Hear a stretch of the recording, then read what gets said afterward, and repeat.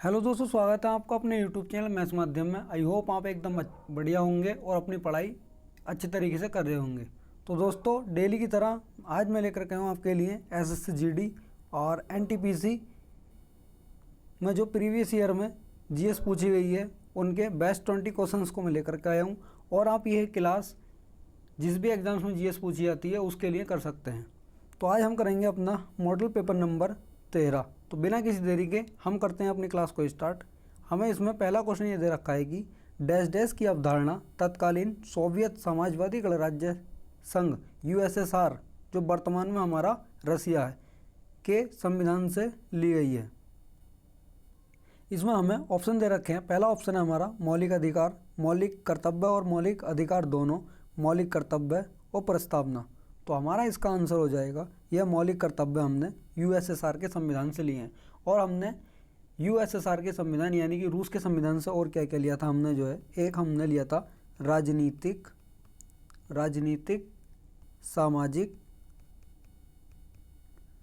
एवं आर्थिक न्याय का आदर्श हमने जो है यूएसएसआर के संविधान से लिया था। और हमने प्रस्तावना जो है ये हमने यूएसए के संविधान से ली थी। और जो मौलिक अधिकार हैं ये भी हमने यूएसए के संविधान से लिए हैं।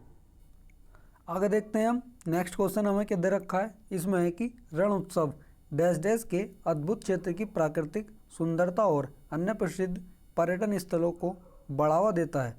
सर्दियों के मौसम में पूर्णिमा की रात के दौरान सफ़ेद रेत का रेगिस्तान और भी मनमोहक लगता है। यानी कि रण उत्सव कहाँ पर मनाया जाता है। ऑप्शन है हमारे उड़ीसा, कच्छ, मालाबार या अंडमान। तो हमारा इसका आंसर हो जाएगा यह कच्छ गुजरात के अंदर मनाया जाता है। अगला देखते हैं हम। नेक्स्ट क्वेश्चन हमें क्या दे रखा है।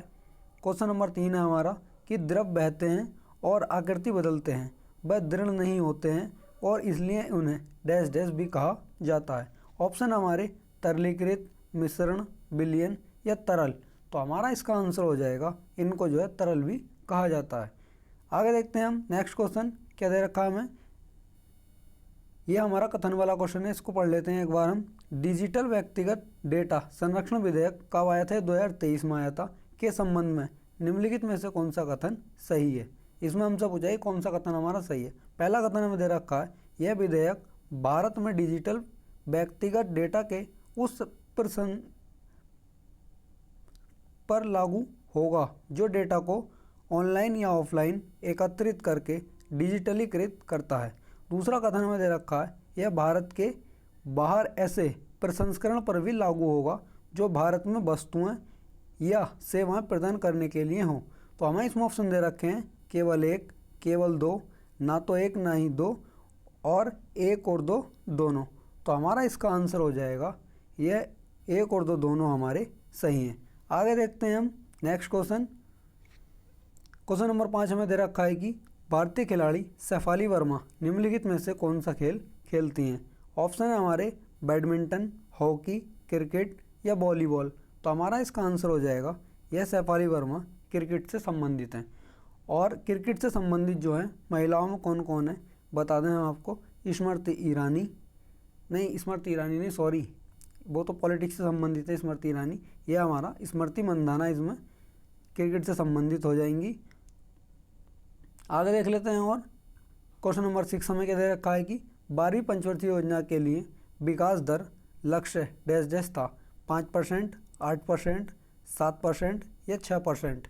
तो हमारा इसका आंसर हो जाएगा यह 8% इसका लक्ष्य था। और 12वीं पंचवर्षीय योजना का जो हमारा कार्यकाल था यह 2012 से 2017 तक था। और जो इसका उद्देश्य था हमारा, इसका उद्देश्य था तीव्र, सतत एवं अधिक समावेशी विकास जो है इसका, यह इसका उद्देश्य था। और जो है पंचवर्षीय जो है योजना 2015 में इसको समाप्त कर दिया गया था। और इसको समाप्त करने के बाद में योजना आयोग इसको जो है समाप्त करने के बाद में 2015 में नीति आयोग की स्थापना कर दी गई थी। आगे देखते हैं हम। क्वेश्चन नंबर हमारा 7 क्या दे रखा है कि द्वितीय एंग्लो बर्मी युद्ध किस वर्ष लड़ा गया था? 1552, 1852, 1752 या 1652। तो हमारा इसका आंसर हो जाएगा ऑप्शन नंबर बी, यह 1852 में लड़ा गया था। आगे देखते हैं हम क्वेश्चन नंबर हमारा 8 के दे रखा है। दोस्तों आपको क्लास लगता है कि हाँ थोड़ी सी बेनिफिशियल है आपके लिए, तो आप क्लास को एक बार शेयर जरूर करना और चैनल को सब्सक्राइब कर लेना, जिससे कि न्यू वीडियो की नोटिफिकेशन आपको मिलती रहे। और दोस्तों डेली की तरह मैं आपके लिए लेकर के आ रहा हूँ स्टडी जी के जो है टॉपिक वाइज शाम को 4 बजे, और आप उन क्लासों को नहीं देख रहे हैं तो आप उन क्लासों को भी देख लीजिए, जो कि एग्जाम्स में काफ़ी कारगर सिद्ध होंगी। तो देखते हैं हम आप अगला क्वेश्चन हमारा क्या दे रखा है।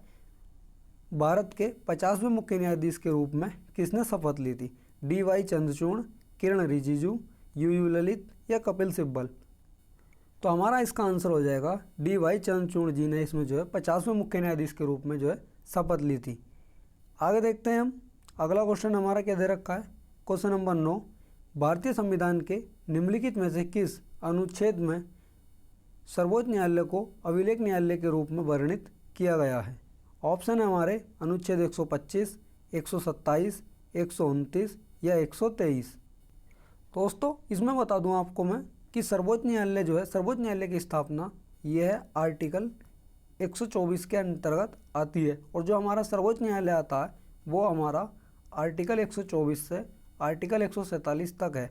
हम देख लेते हैं इसमें आर्टिकल 123 में हमें क्या दे रखा है। इसमें जो है हमारा राष्ट्रपति का अध्यादेश दे रखा है हमें आर्टिकल 123 में, और हमें आर्टिकल 129 में जो है दे रखा है कि सर्वोच्च न्यायालय एक अभिलेख न्यायालय होगा। हमारा इसका आंसर तो ये हो जाएगा सी, यानी कि सर्वोच्च न्यायालय एक अभिलेख न्यायालय होगा।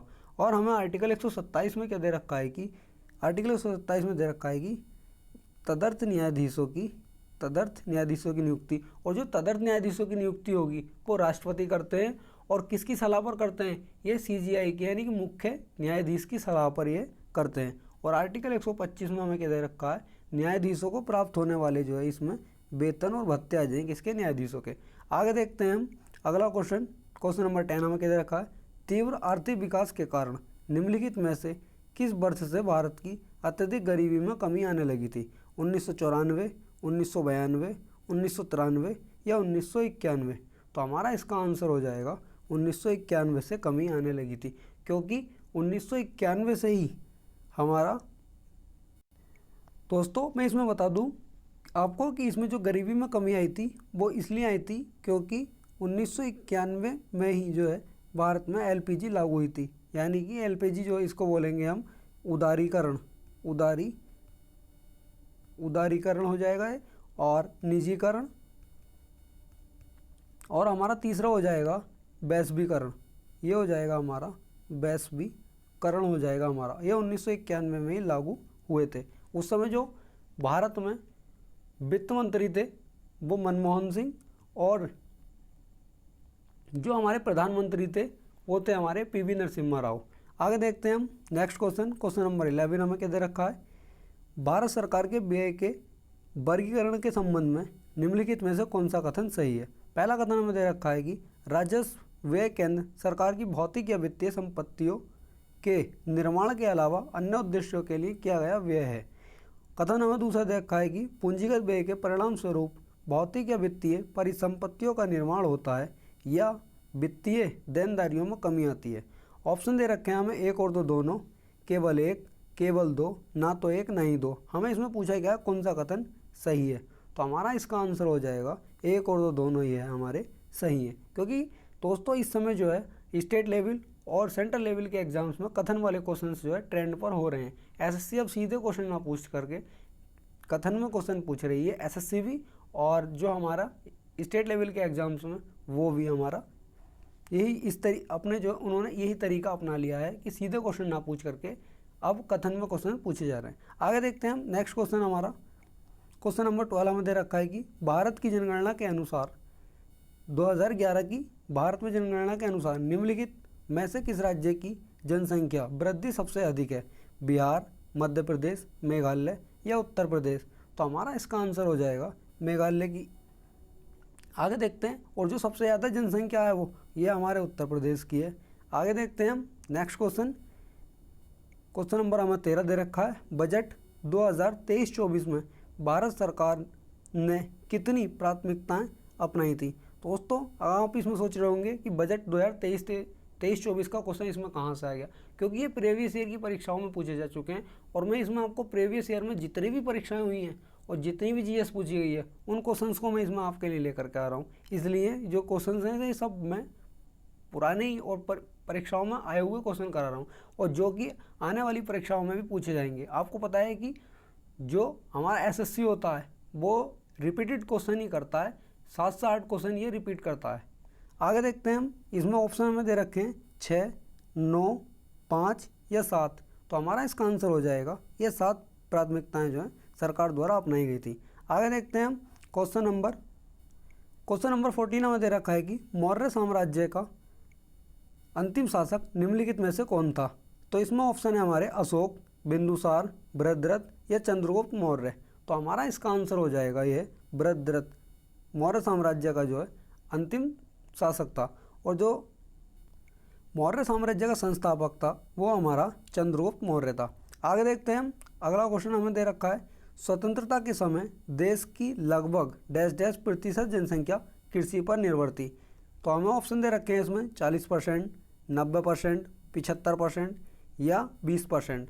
तो हमारा इसका आंसर हो जाएगा ऑप्शन नंबर सी, 75% जनसंख्या जो है कृषि पर निर्भर थी। आगे देखते हैं हम, क्वेश्चन नंबर 16 हमें क्या दे रखा है कि किस भारतीय नृत्य कलाकार ने स्ट्रिंग कठपुतली के लिए 2018 में संगीत नाटक अकादमी पुरस्कार जीता है। ऑप्शन है हमारे इसमें अरुणा मोहंती, तपन कुमार पटनायक, सुरूपा सेन या अनुपमा होसकेरे। तो हमारा इसका आंसर हो जाएगा ऑप्शन नंबर डी, अनुपमा होसकेरे। आगे देखते हैं, क्वेश्चन नंबर हमें 17 क्या दे रखा है। क्वेश्चन नंबर 17 है हमारा, भारत में 2010 राष्ट्रमंडल खेल यानी कि कॉमनवेल्थ में आयोजित किए गए थे। लखनऊ, चंडीगढ़, मुंबई या नई दिल्ली। तो हमारा इसका आंसर हो जाएगा ऑप्शन नंबर डी, यानी कि ये दिल्ली में आयोजित 2010 में किए गए थे और ये भारत में पहली बार हुए थे। आगे देखते हैं हम, अगला क्वेश्चन 18 क्या दे रखा है। क्वेश्चन नंबर 18 में दे रखा है, निम्नलिखित में से किस देश ने सुल्तान ऑफ जोहर कप 2023 की मेजबानी की। ऑप्शन है हमारे कंबोडिया, सिंगापुर, भारत या मलेशिया। तो हमारा इसका आंसर हो जाएगा यह मलेशिया ने इसकी मेजबानी की थी और जो मलेशिया की हमारी राजधानी है वो कुआला लंपुर मलेशिया की राजधानी हो जाएगी। आगे देखते हैं हम, अगला क्वेश्चन सेकंड लास्ट हमें क्या दे रखा है, निम्नलिखित में से कौन सा नृत्य कर्नाटक में कुरुबा पुरुषों द्वारा किया जाता है। तो ऑप्शन है हमारे इसमें फुगड़ी, छऊ, डोलू कुनीता और बागुरुम्बा। तो हमारा इसका आंसर हो जाएगा यह डोलू कुनीता कर्नाटक से संबंधित है। दोस्तों अगर आपने हमारी लोक नृत्य और शास्त्रीय नृत्य की क्लास नहीं देखी है तो आप उस क्लास को देख लीजिए, क्योंकि उसमें प्रत्येक राज्य में जितने भी लोक नृत्य हैं मैंने सब लोक नृत्य को कवर करके एक क्लास लेकर के आया था आपके लिए। अगर आपने नहीं देखी है तो उस क्लास को देख लेना। उस क्लास से बाहर एक भी लोक नृत्य किसी भी एग्जाम्स में नहीं जाएगा। आगे देखते हैं हम, अगला क्वेश्चन हमें क्या दे रखा है। क्वेश्चन नंबर 20 में दे रखा है, निम्नलिखित में से कौन ताल वाद्य यंत्र तबला बजाने के लिए प्रसिद्ध है। कभी कभी हमसे एग्जाम्स में पूछ लेता है कि तबला कैसा वाद्य यंत्र है। तो तबला जो है एक ताल वाद्य यंत्र है। ऑप्शन है हमारे अल्लाह रखा, अली अहमद, बिस्मिल्लाह खान और अयोध्या प्रसाद। तो हमारा इसका आंसर हो जाएगा अल्लाह रखा जो है तबले से संबंधित है और तबले से जो है हमारे जाकिर हुसैन भी संबंधित हैं, जिन्हें जाकिर हुसैन को जो 2023 में पद्म विभूषण दिया गया था और 2024 में जाकिर हुसैन को जो है ग्रैमी पुरस्कार दिया गया। 2024 में ग्रैमी पुरस्कार इन्हें दिया गया। किसके साथ में दिया गया है इन्हें? शंकर महादेवन के साथ में इन्हें ग्रैमी पुरस्कार दिया गया।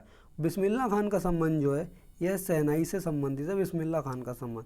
आगे देख दोस्तों, अगर आपको क्लास लगी हो कि हाँ कि थोड़ी सी भी आपके लिए बेनिफिशियल है तो क्लास को एक बार शेयर जरूर करना और एक कमेंट जरूर करना कि क्लास आपको कैसी लगी। और ऐसे ही 10 से 15 मिनट में जीएस के बेस्ट 20 क्वेश्चन करने के लिए जुड़े रहें हमारे साथ। तो इसी के साथ करते हैं क्लास को समाप्त। मिलते हैं नई वीडियो में। जय हिंद, जय भारत।